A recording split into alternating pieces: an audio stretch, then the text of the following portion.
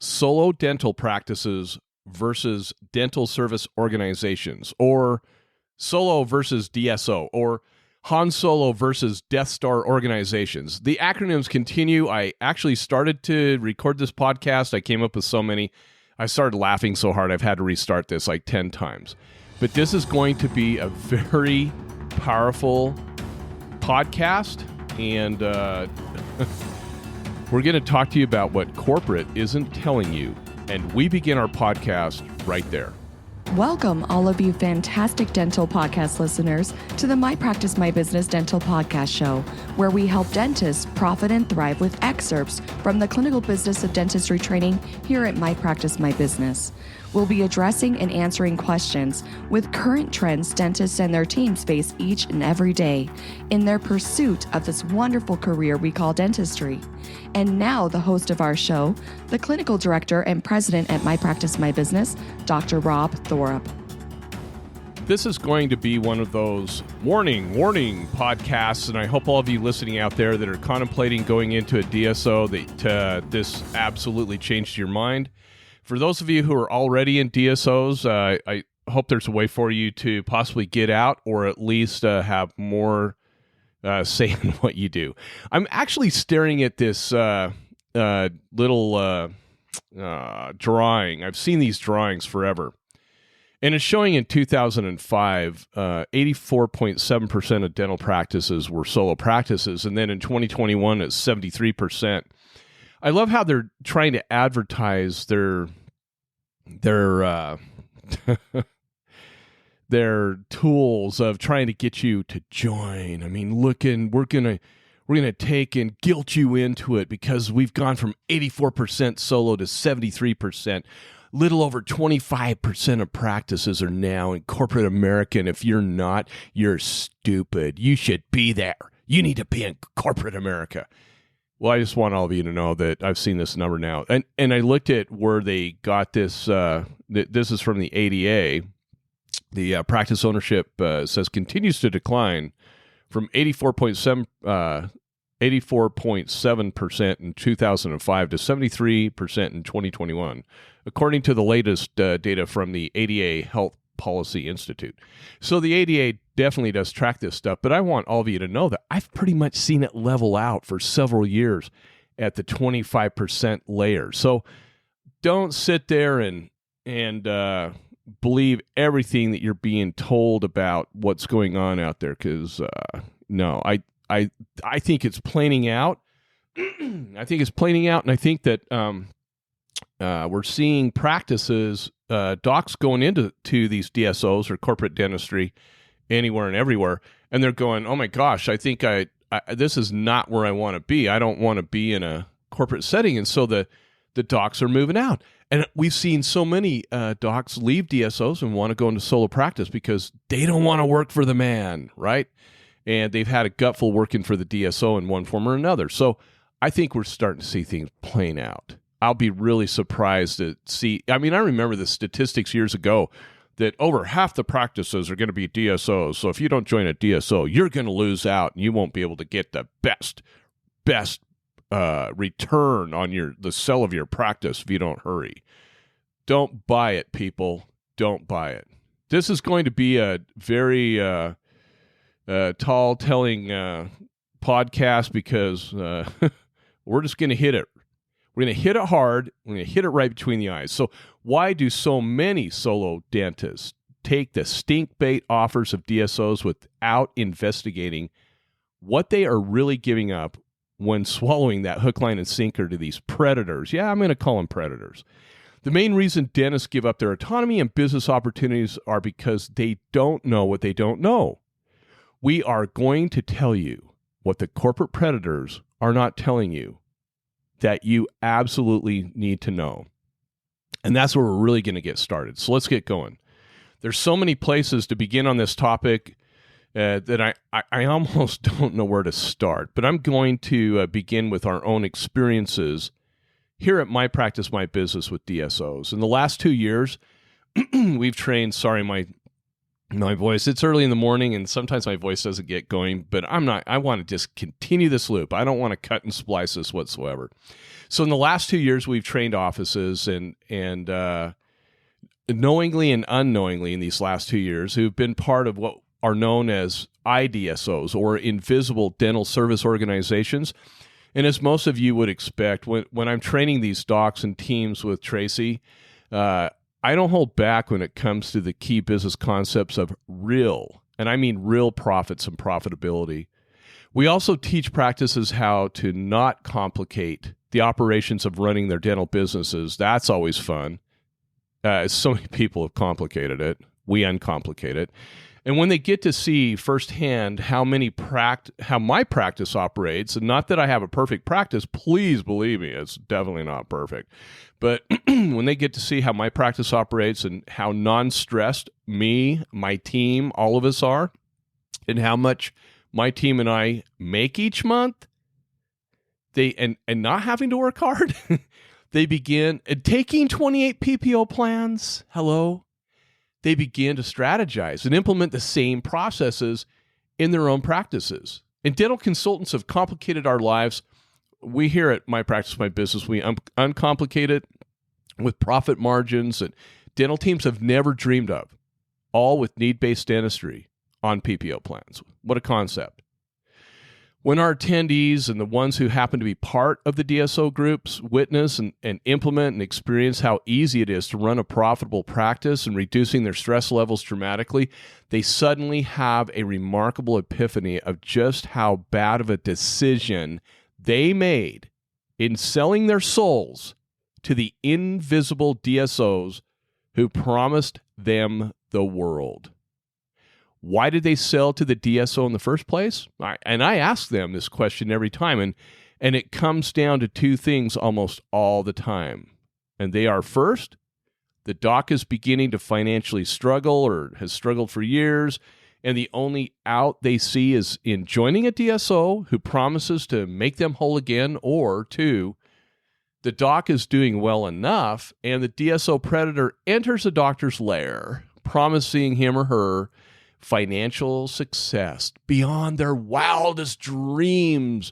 You can't even imagine how much success you're going to have if you join us. They use terms, and this kills me, docs, listen. They use terms such as multiples and EBITDA to attract the unknowing dentists who really don't even understand those terms. But the dentist will nod their head in pretending to understand so they don't look stupid. I know. I've been there when I first learned what, multiples and EBITDA were. It's like, I'm like, yeah, okay, that sounds great. And then I'm like, what's EBITDA? I know this sounds familiar, so let's tackle the EBITDA first. What is EBITDA in simple terms? It's your practice's earnings before interest. This is the acronym, EBITDA, like before interest, taxes, depreciation, and amortization. And it's a widely used measure of core corporate profitability. EBITDA is calculated by adding interest, tax, depreciation, and amortization expenses to net income. So most mature practices who collect, like, say, $900,000 a year have an EBITDA of roughly $500,000. Now imagine being told by the DSO predator that by joining their group, they can get you 2 to 5 times your EBITDA, maybe even higher. Wow, it sounds great. I want more of EBITDA. It's like, all this sounds awesome. You go, sign me up. Where can I sign up? Where's the paperwork? This sounds wonderful. Where do I sign? You wet your pants right there on the spot, doc. You do. But what do you lose joining the DSO? You see, none of you are looking at what you lose. And is it really a benefit to you? So first off, the market conditions need to be just right. They don't tell you this. They have to be just right to have a realized acquisitions of 5 times earnings. In fact, the world of business has become wise to what's going on in dental. What do I mean? My good friend over at Merrill Lynch has told me that the DSO sector has throttled back to where acquisitions have been hovering plus or minus 2 times EBITDA, not 5, 6, and 7 times. He likened it to the .com era. And some of you younger docs out there don't know what I'm talking about, but the .com era was where the market was just buying up companies for 10, 15 times earning is crazy. So they have become wise to not overpaying DSO cells because they're seeing that it's not as good of a purchase as they thought it was. Because a dentist sometimes leaves the practice because the doc doesn't like being there. He likened it to my buddy over at Merrill Lynch, likened it, or he indicated to me that the highest numbers that he's seeing right now, the highest numbers, and this isn't with every group, the highest numbers are 3 times earnings, but most are below that number, with 2.2 times or 2.5 being the most common. I believe it'll probably drop even more as time goes on. So what does this mean? It's simple. Your $900,000 a year practice will yield you about $1.5 million. That's what you'll yield on a DSO when the dust settles. If there's no hidden verbiage in your contract, I won't even get into that today. Watch out for that. So the DSO predator will tell you that it's more than you would have gotten on your own, doc, and that is absolutely true. It is more than you would have gotten on your own. But what did you give up? So that'd be cool. So if I took and sold my practice and I got 1.5 million today versus I'd get maybe 700,000, that'd be fantastic. That's so those numbers are accurate. But what did you give up? That's the problem. What was the timeline from signing to the actual big event sell of a multiple times earnings? How long does that happen? What were the terms of the contract you signed? Did they give you money up front to bail you out of your financial troubles? Does that come off the sell of your practice? What did your DSO contract guarantee? Oh, there's not a guarantee. That's so weird. Let's go back to your $900,000 practice for a moment. Most dentists producing that number in a PPO environment typically make a gross income of around $225,000 a year. After our MPMB training, their collections go up over $300,000 a year, making the practice collections around $1.2 million a year, and the doc sees nearly a double in his or her income, either in take-home pay or utilizing tax laws to avoid overtaxation of personal income. I hope you followed what I just said, and you listened or read between the lines just now. With our training again, your $900,000 easily goes up to $1.2 million. And that's every one of our folks that go through training will tell you that happens almost every single time.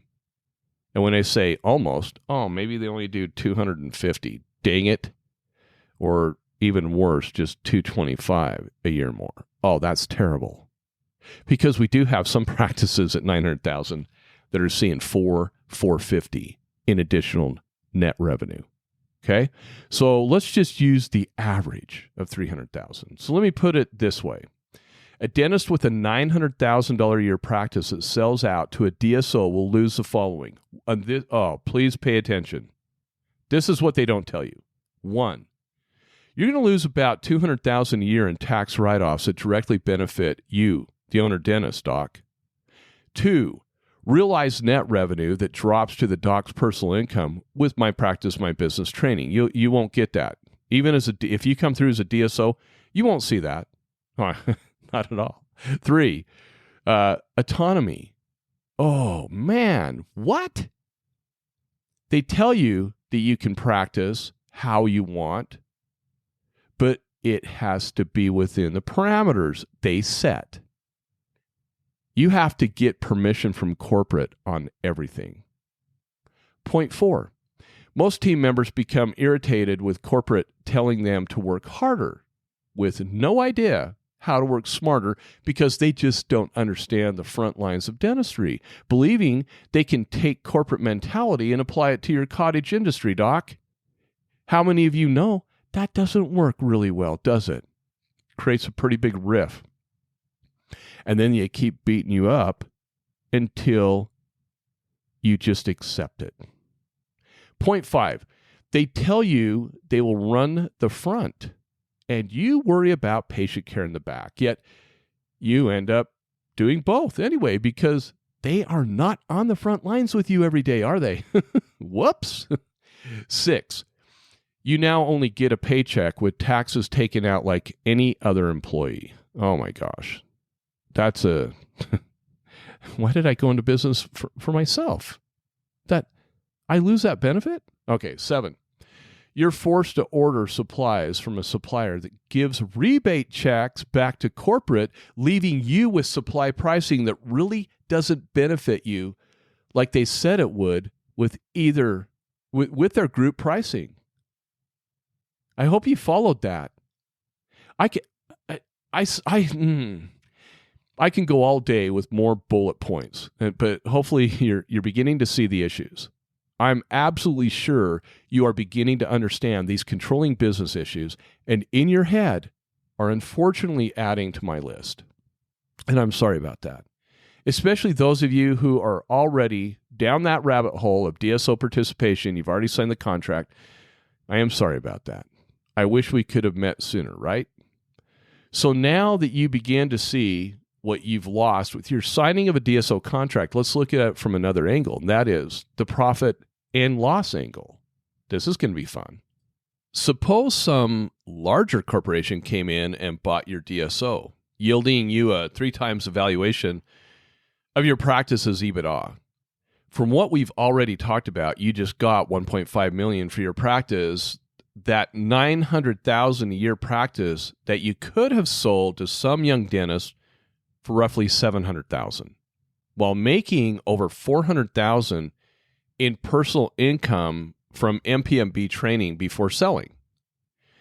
That just got a big whopping $1.5 million, right? You look at that 1.5, whoa, fantastic. But however, if you're like most, which this discussion is clearly pointing out, I know you have lost at least $200,000 a year in tax deductions that benefit you and your family, and your annual income from the DSO is at least $100,000 less than what you could have made with our MPMB training.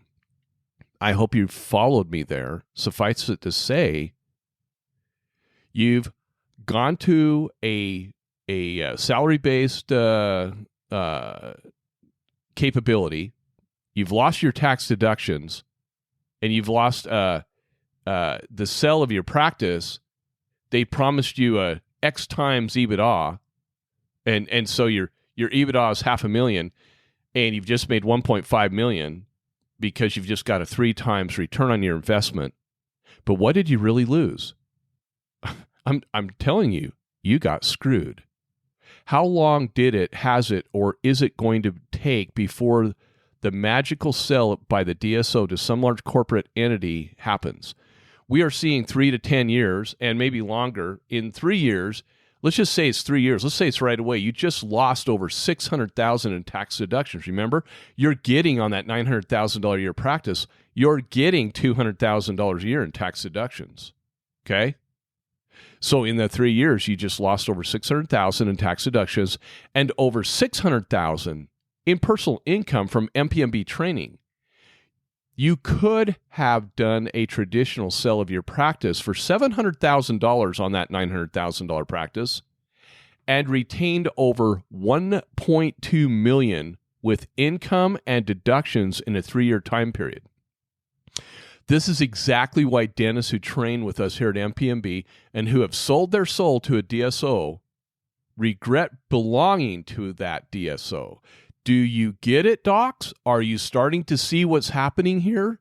Do you see why it's financial nuts to join a DSO? Now, I know. There might be a handful of you out there that simply just do not like running a business. And the way you've been taught to run that business by other consultants, I get it. I wouldn't want to run a business either, the way that you've been taught. But if you come through our training, guess what happens? You actually learn how to run a business very efficiently and easily. But maybe you are just one of those people. I don't want to run my own business. Great.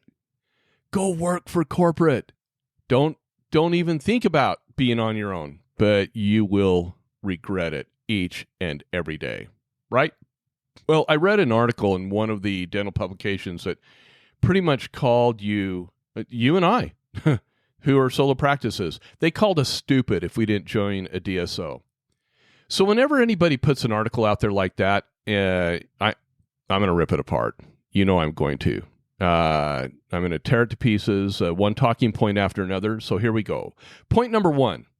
It's stated the invisible DSOs work under the doctor's brand, quote unquote. Okay, is there really a difference in operational protocols between corporate dentistry and invisible dental service organizations, or IDSOs? According from dentists who have worked with both, there isn't much difference except for the promise of a multiple on the sale of your practice. They indicated that they have the same headaches that they did before, and I believe they have to work under the doctor's brand. Corporate has to work under the doctor's brand because they can't brand themselves very well in the dental sector, can they? They never have been able to. Patients are onto them. Doctors are onto them. Team members are onto them, to their cheap delivery of dental care, and prefer dentists who own their own practices and are doing well because they have full ownership of what you do or what they do.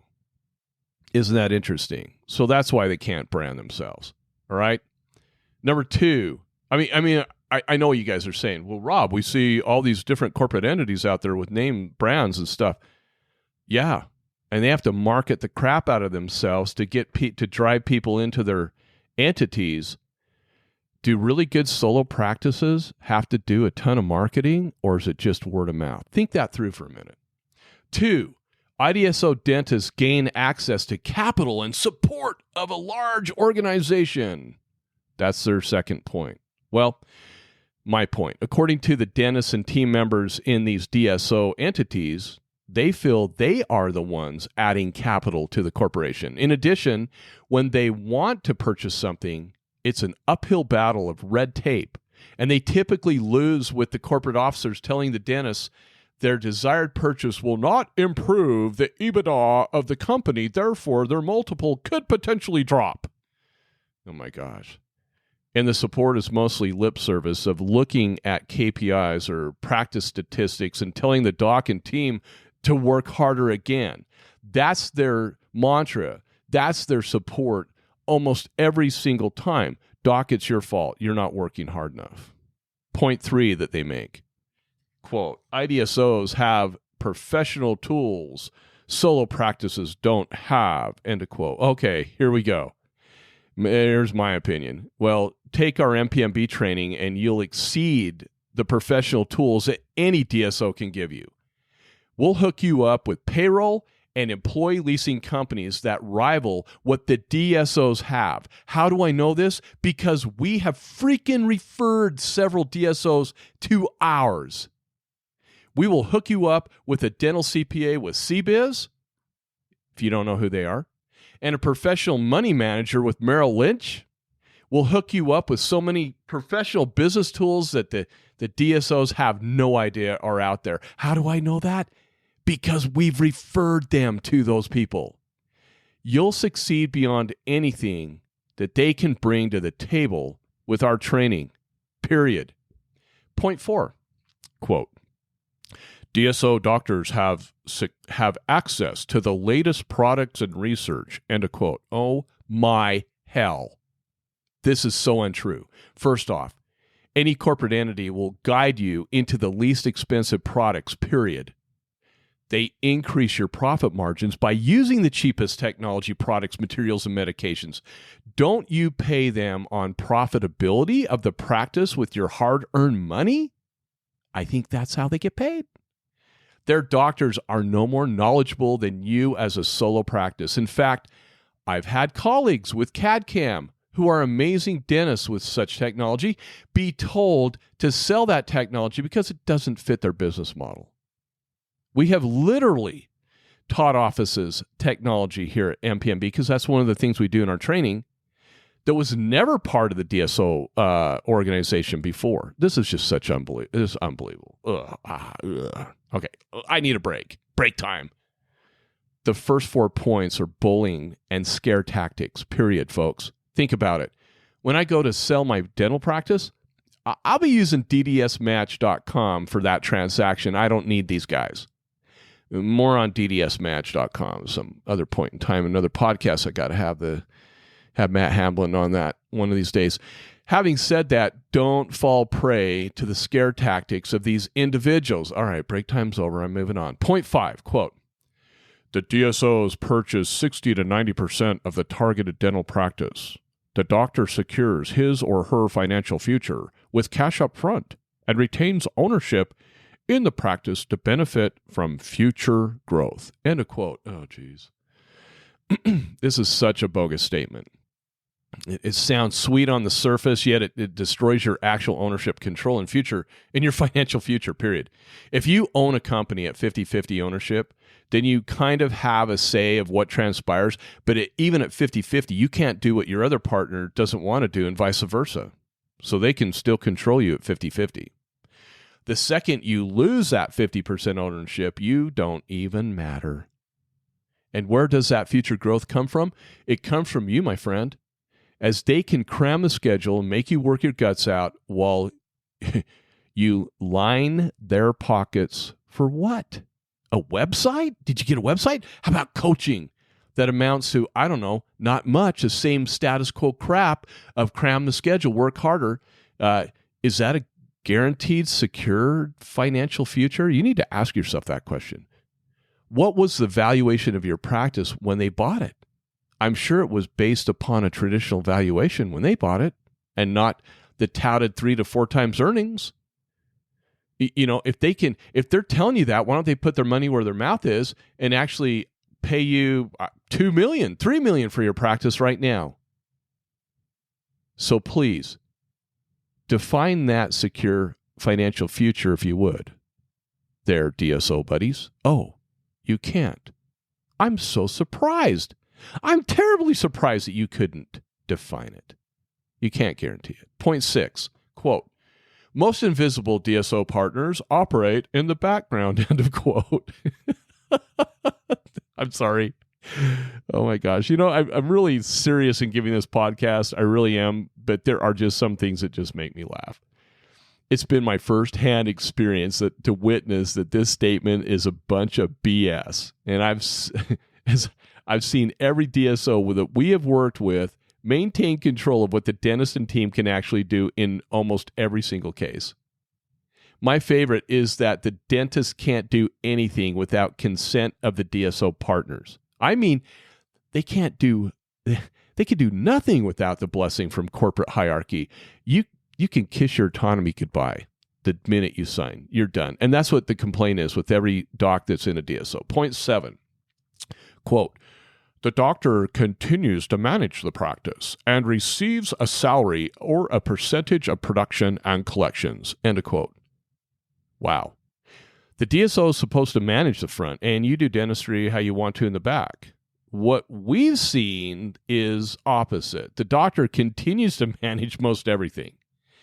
Why would you expect anything different? The DSO's definitely invisible. I'm going to give him that invisible part of the DSO because they are invisible when it comes to day-to-day operations. That leaves the doc to make everyone happy and keep the operations making money. But here's the major problem. You, doc, only receive a salary in that hard work. Your upside potential each month is financially shared with your new partners. Again, doc, you and your team get to do all the hard work, and you get a pipe dream of an upside potential. You and the team don't get to bonus like you could bonus. It's gone, which leads us into number 8. Quote, several transactions in the last 6 months have achieved well over 3 times collections, end of quote.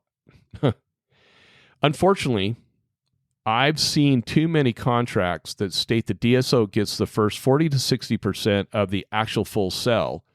Then it's split with the doc. But let's just have some fun running some numbers. Again, let's say the practice collects $1 million a year and it sells for $3 million in the 3 times earnings, whatever. If the DSO bought 60% of your practice, okay, let me just back up. All right. From another corporate entity buying the DSO, let's say that your practice is collecting $1 million and the actual sell on paper for your practice is $3 million on paper. If the DSO bought 60% of your practice, they more than likely paid you $450,000 for their 60% ownership. Now the practice sells for 3 times collections. That means the doc gets 40% of the $3 million, which is now once again $1.2 million. But you've got to add that $450,000 that they gave you up front. And the doc who sold to the DSO actually just made the 1.2 plus 450. You just made 1.65 million. What would you, doc, have made in a traditional sell? Again, the above sell at best is accomplished in a 3 to 5 year period of time with the DSO. But let's just look at the best case scenario, 3 years. The $1 million practice would have had a traditional sell nowadays of about $800,000. Typical tax write-offs for most docs is about $150,000 to $200,000 per year. And most docs lose about $50,000 a year in salary minimum when working for the DSO. In 3 years, the doc would have lost about $450,000 in tax deductions and another $150,000 in wages. That's without our training. But hey, you've been promised an amazing EBITDA, right? So $450,000 in tax write-offs and $150,000 in lost wages and $800,000 in a normal sell, had you have sold it normally, not to a DSO, your realized gain would have been $1.4 million. That's still $250,000 less than the DSO valuation would have gotten you. However, one more year and the sell of practice would have been equivalent in either direction, selling traditional with ddsmatch.com or someone like that, or the DSO route. But the big problem is this. Had this practice gone through our training here at My Practice, My Business, the team training, the office manager front office training, the DSO offer would have been an extremely bad business deal, because we always see, again, our trained offices increase a minimum of 25% in new net revenue.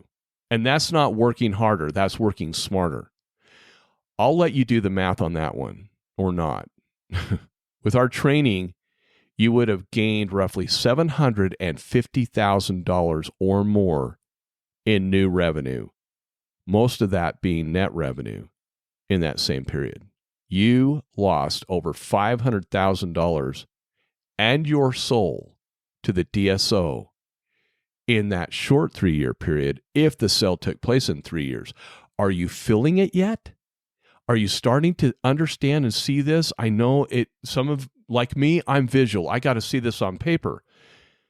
But write it down. Do your own homework. Here's point 9. Quote, "The difference is that the doctor is armed with the buying power, marketing resources, and better employee benefits offered by the chains. Most importantly, they have access to virtually unlimited capital and people who help the doctor attract more new patients, reduce costs, and execute growth plans. As a practice owner, you need to develop a plan to combat this." End of quote. I love that. As a practice owner, you're going to have to battle the DSOs who have all this stuff at their arsenal. Right? They can pound us in solo practice and beat us into submission. Well, let me tell you the simple truth, my friends, that we have experienced at My Practice, My Business. Those practices we have trained who belong to IDSOs have nothing on our practice. Nothing. Or the practices that we have trained who are solo. The buying power we have as solo practices with Patterson Dental has exceeded every DSO practice we have compared to. Let me say that again. Our buying power with Patterson Dental has exceeded every single DSO entity. At one time, I owned the largest dental marketing company in the United States of America. That's right, little Robbie. I did. And we teach practices at MPMB how to market the easy way. How do I know how to do that? Having owned that company. And I wasn't the marketeer. I just was a quick learn from people who were marketers. And then here's another one. Our employee benefits have exceeded every DSO practice we train. Just like I told you, we're the ones referring to our companies we use, not vice versa. I would love them to define the unlimited capital because finances are approved by committee, and the doctor oftentimes loses the battle when they want to buy new technology, products, all kinds of stuff. New patients are not an issue. The direct operating costs in our post-train practices have been under better control than the DSOs. And growth is controlled so as not to work harder when we can work smarter and not be the hamster on the wheel, running our guts out every single day and killing our hygienists and everybody's backs and driving the rest of the team members nuts. And we experience net revenues that DSOs have no idea how to accomplish. This is what our trained DSO docs experience with our My Practice, My Business team and advanced OMFO training. This is their words, not ours. This is why the regret joining the IDSOs. They regret it. Do you want me to say it again? I will. They regret joining the DSOs after they go through our training every single time. Point 10, quote, smart doctors will learn the value of their practices today and understand the landscape and future plans of DSOs of all types, end of quote. Oh, God. Well, I must be the dumbest doctor out there. I've got to be, because I will never sell off to a DSO, and neither should you. In another publication, I observed a chart that was titled Group Practice, quote, Group Practice versus Solo Practice, end of quote.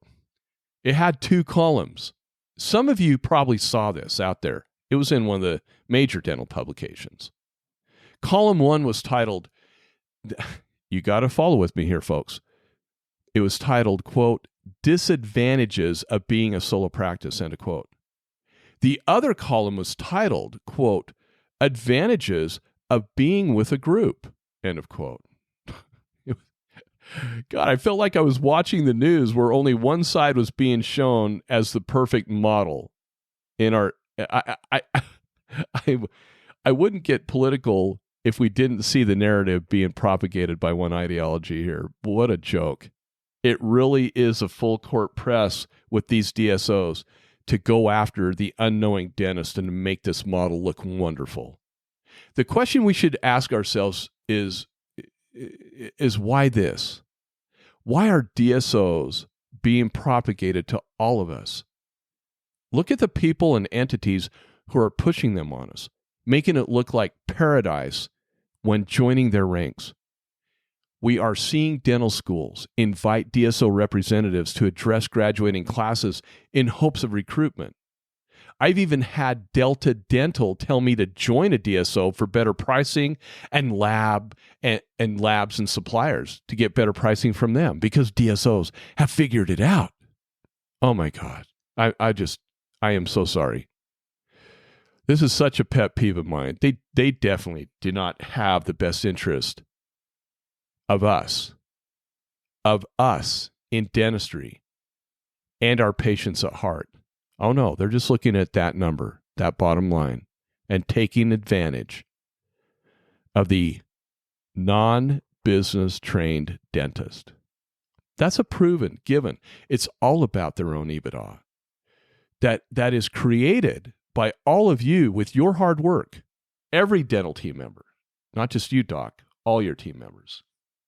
I hope this discussion has brought some light to the decisions some of you might face down the road who are thinking about joining a DSO.